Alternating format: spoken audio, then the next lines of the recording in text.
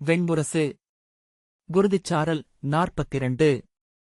வாசிப்பது சந்தீப். துச்சளை அணிகொண்டு இடைநாழைக்கு வந்தபோது தாரையும் அசலையும் அவளுக்காகக் காத்து நின்றிருந்தனர். தாரை அவளை அணுகி வணங்கி, சற்று முன்னர்தான் தாங்கள் கிளம்பிச் செல்லும் செய்தியை அறிந்தேன், அரசி. பட்டத்தரசிக்கு அறிவித்துவிட்டு ஓடி வந்தேன் என்றாள். துச்சளை, நான் விதுரருக்கும் அன்னைக்கும் அறிவித்துவிட்டேன். பிறருக்கு முறைப்படி தெரிவிக்கப்படட்டும் என்றாள். தாரை, சைந்தவர் இங்கிருக்கிறார்.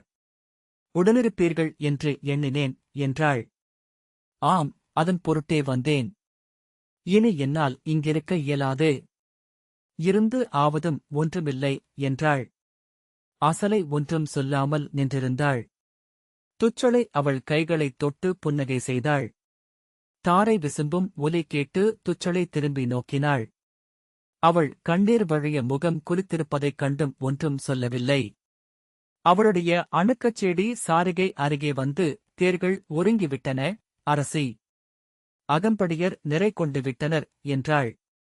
துச்சளை, நான் கிளம்புவதற்கான ஆணையை விதுரர் அளித்துள்ளாரா என்றாள். சாரிகை தயங்கி, அதை நான் அறியேன். சூரியை அறிந்திருக்கக்கூடும் என்றாள். எவ்வண்ணமாயினும் நாம் கிளம்புவோம்.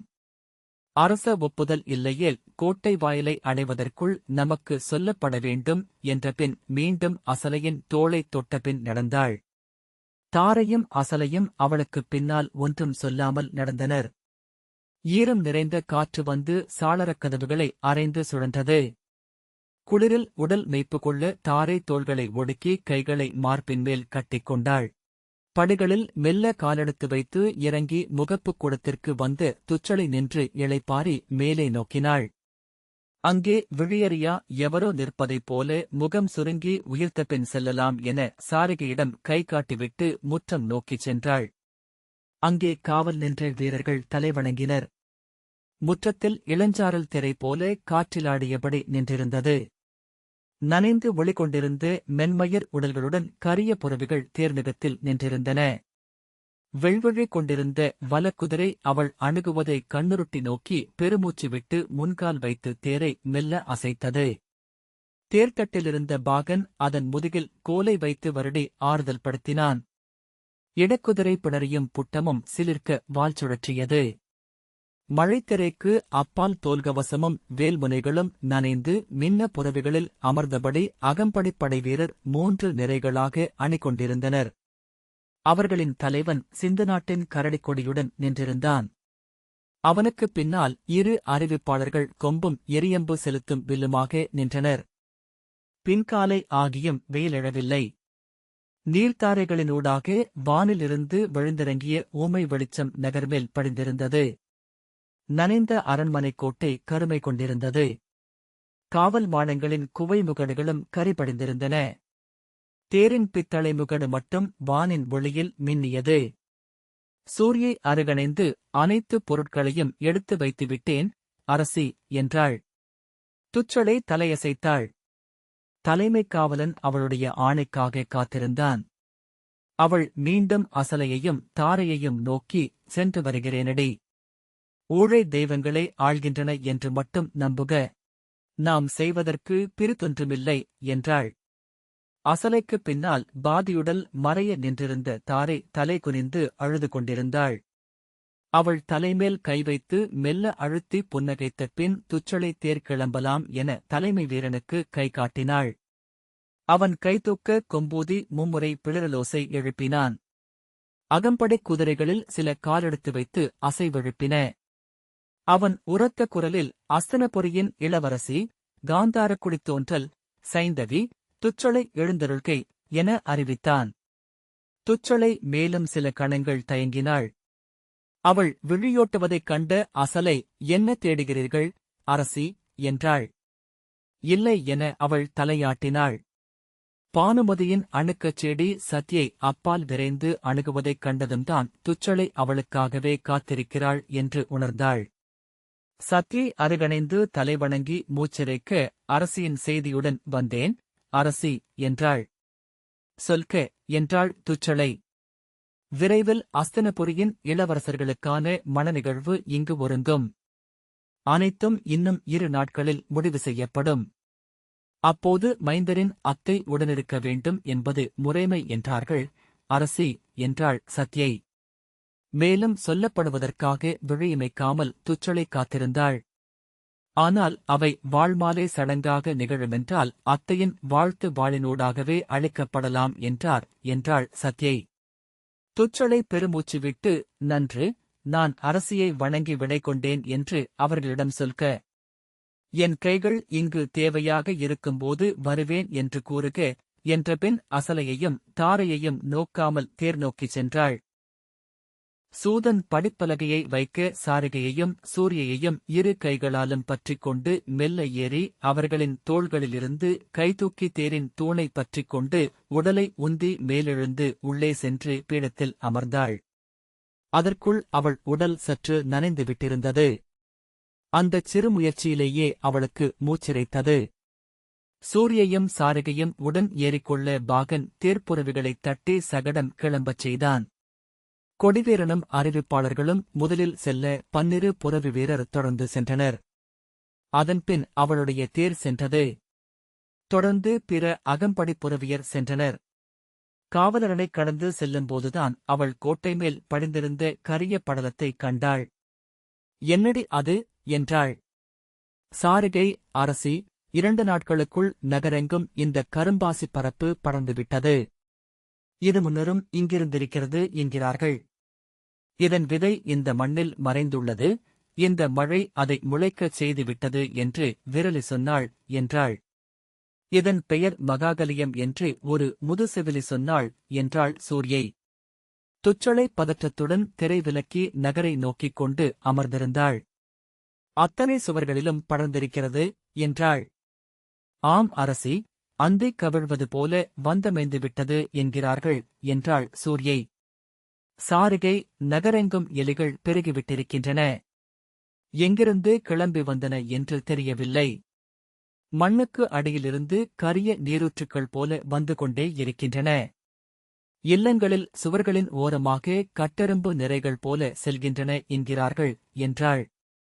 சூரியை, அவற்றைப் பிடிக்க நாகங்கள் வந்து சேர்கின்றன. அரண்மனையின் கீழ்த்தளம் முழுக்க நாகங்கள் என்றனர் சேடியர்.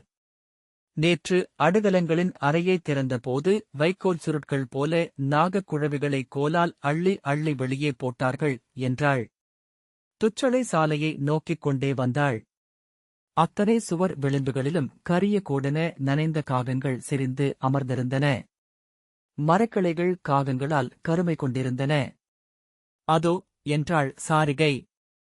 சாலையோரத்தில் 2 நாகங்கள் வால் சொடுக்கி சிறு சுவரிடுக்கு ஒன்றுக்குள் நுழைந்தன.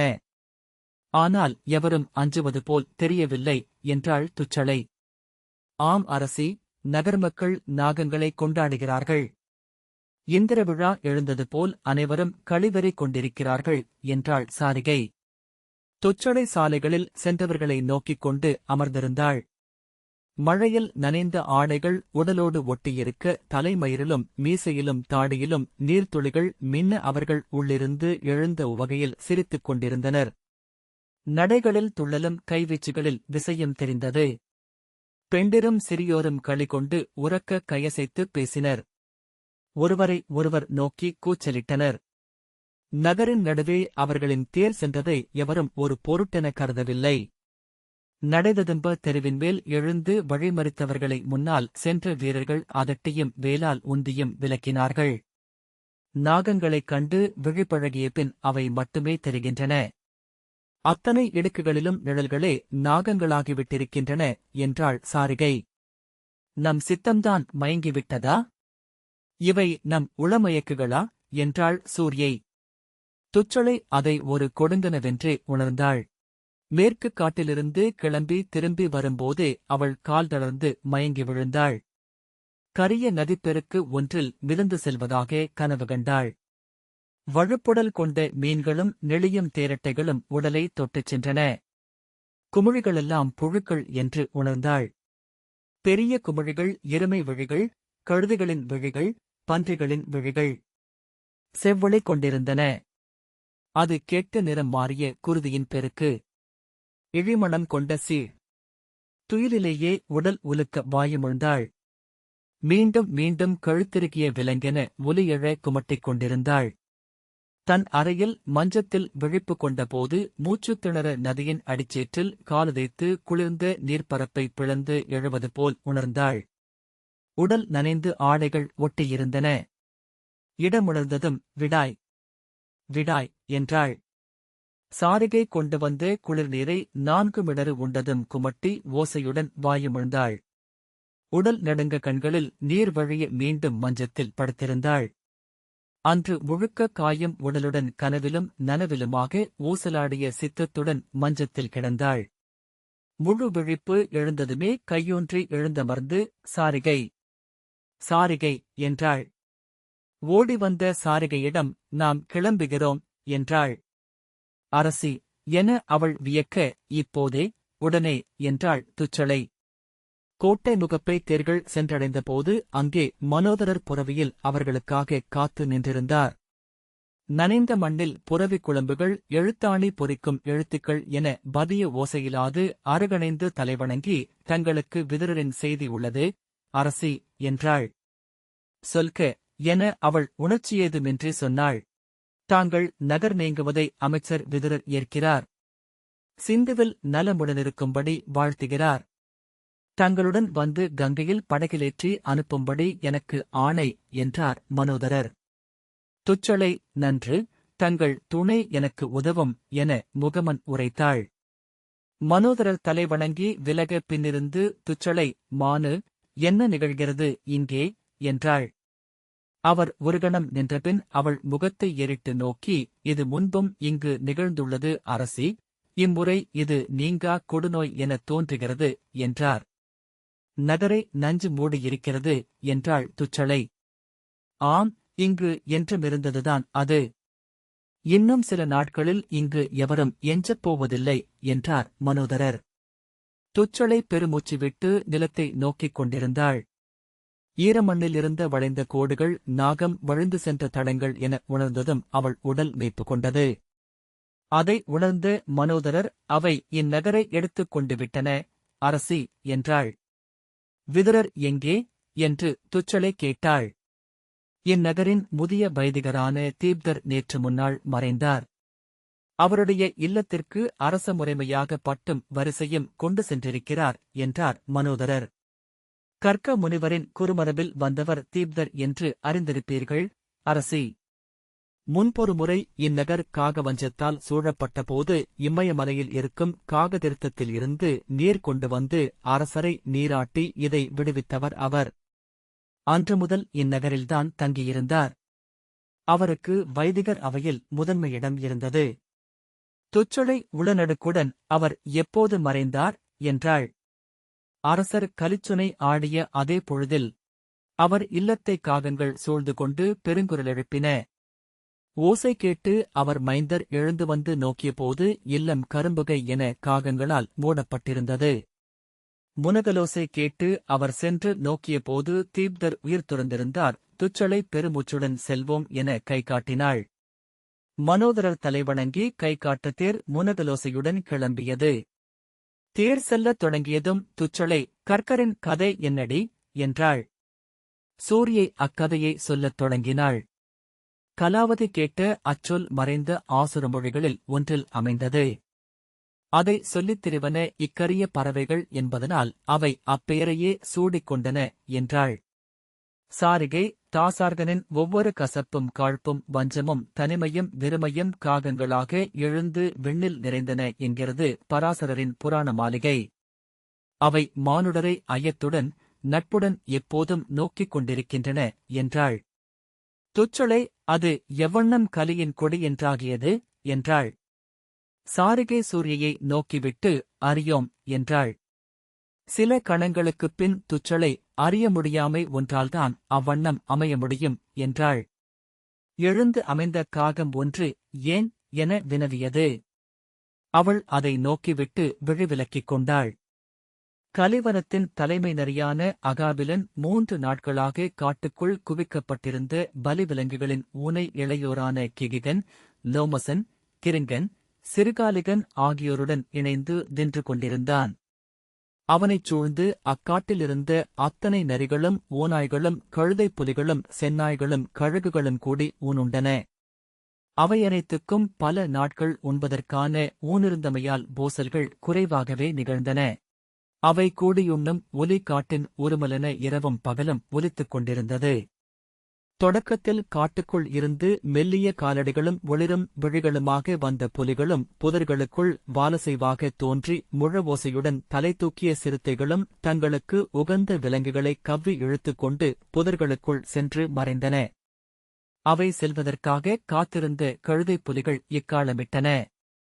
மரக்கிளைகளிலும் புதர்களின் மேலும் அமர்ந்திருந்த கழுகுகள் புதைந்திருந்த வெண்தலை நாகமென மேலெழ சிறகடித்து எழுந்து சுழன்றன. அகாபிலன், என் குடியினரே, பிரிந்து செல்லாதீர். ஒன்றாக இணைந்து ஒற்றை ஊன்குவையை அணுகுக. பிறரை அருகணைய விடாதீர்கள் என்றான். அவன் இளையவனாகிய கிகிகன், இந்த எருமை சுவையானது என்றான். ஆம், சில நாட்களில் சற்றே அழகி மென்மையாகும். அப்போது மேலும் இனியது என்றான் அகாபிலன். அவர்கள் உருமியபடி கால்களை விரித்து ஊன்றி ஊனை கடித்து இழுத்து உண்டனர்.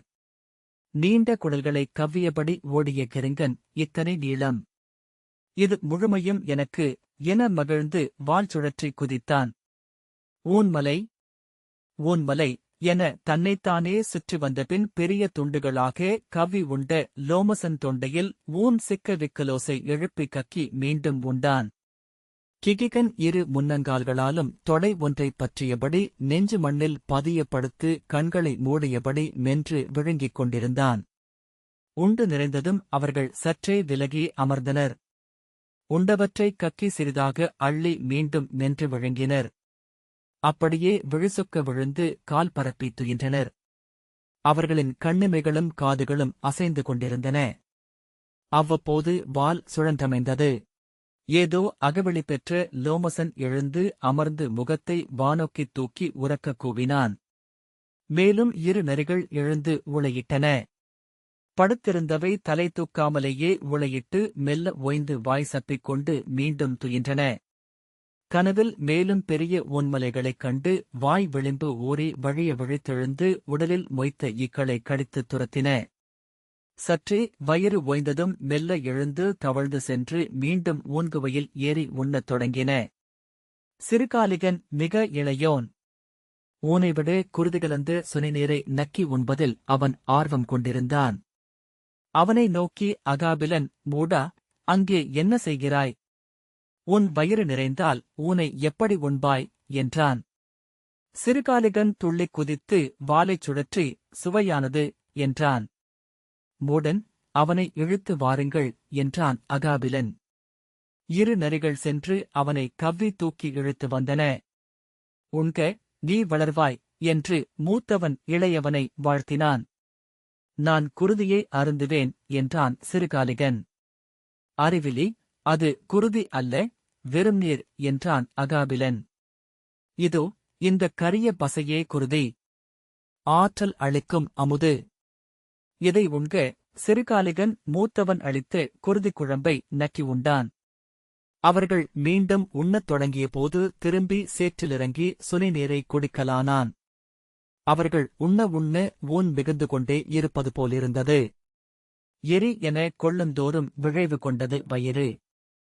வானிலிருந்து மேலும் மேலும் கழுகுகள் வந்திறங்கின. புதிய செந்நாய்க் கூட்டங்கள் பசியோலத்துடன் வந்து ஊன்மேல் பாய்ந்தன. மெல்ல ஊன்குவை மறைந்தது. வெண்ணிற எலும்புகளும் மட்கிய தோல்களும் வால்மயிர்களுமாக அப்பகுதி எஞ்சியது. எலும்புகளை நாவால் நக்கியம் கடித்து உடைத்து மென்றும் கழுதைப் புலிகள் அங்கேயே கிடந்தன. அகாபிலன், நாம் உண்பதற்கு இனி இங்கே ஏதுமில்லை.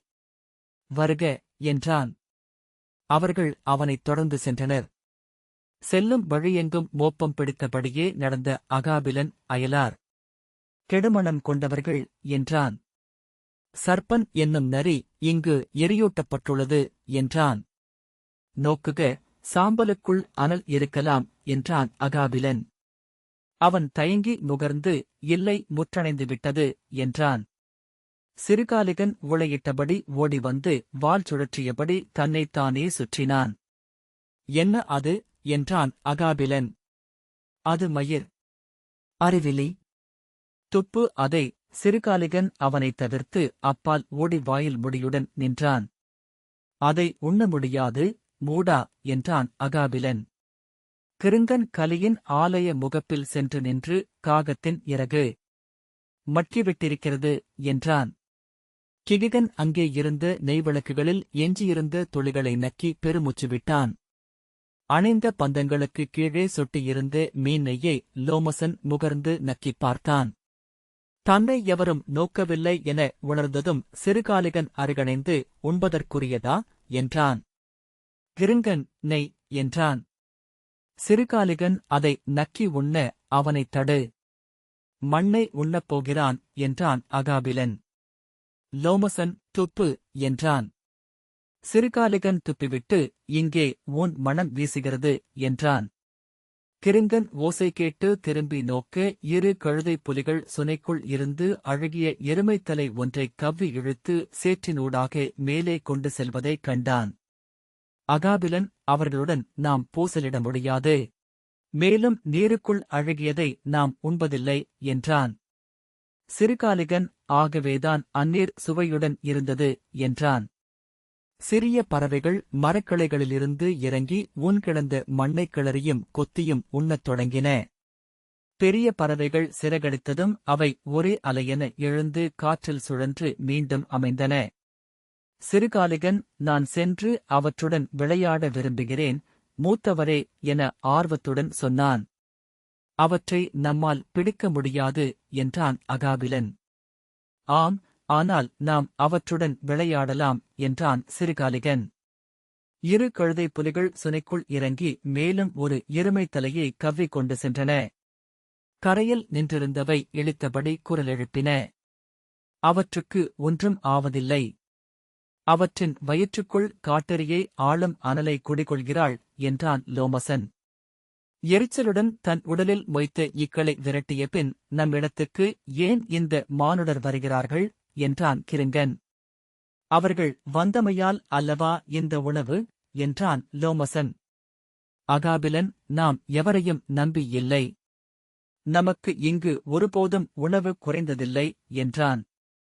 சிறுகாலிகன் மெல்ல அருகணைந்து சிறு பறவைகளை வால் சுழற்றி துள்ளி பிடிக்க முயல அவை எழுந்து பறந்தன. சிறிய உவகை ஓசை எழுப்பியபடி சிறுகாலிகன் துள்ளித் துள்ளிச் சுழன்றான். மகிழ்ச்சியுடன் அவனை நோக்கிய அகாபிலன், அழகன். நம் அன்னை அவனில் மகிழ்ந்திருந்தாள், என்றான்.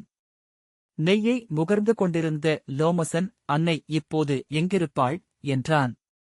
வேறெங்கோ அதே பெயரில் அதே வடிவில் இருப்பாள், என்றான் அகாபிலன். நாம் இறந்து மீண்டும் அவ்வண்ணமே பிறக்கிறோம்.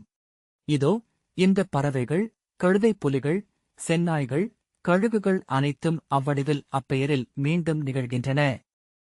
உதிர்ந்த இலைகள் மீண்டு வருகின்றன. அலைகள் சென்று மடிந்தெழுகின்றன. லோமசன் செவிகளை சொடுக்கியபடி கூர்ந்து நோக்கிவிட்டு திரும்பி கிருங்கனை நோக்கினான். என்றுமிருப்போம் என்று உணர்ந்திருப்பதனால் நமக்கு இறப்பு அச்சமூட்டுவதில்லை. தெய்வங்களை நாம் வழிபடுவதுமில்லை, என்றான் அகாபிலன். கிகிகன், உள்ளே எவரோ இருக்கிறார்கள், என்றான். லோமசன், எவர், என திரும்பினான். அவன் மூச்செழுத்து பிடரி சிலிர்த்து நிற்பதைக் கண்டு, இந்த இடம் நம்முடையது அல்லவா, என்று சொன்ன கிருங்கனும் மெய்ப்பு கொண்டு தலை தாழ்த்தினான். அப்பால் இளையவனை நோக்கி மகிழ்ந்திருந்த அகாபிலன், என்ன செய்கிறீர்கள், என்றபடி திரும்பி நோக்கினான். உடன்பிறந்தார் மூவரும் நோக்கி நின்றிருப்பதைக் கண்டு, யார், என்றான்.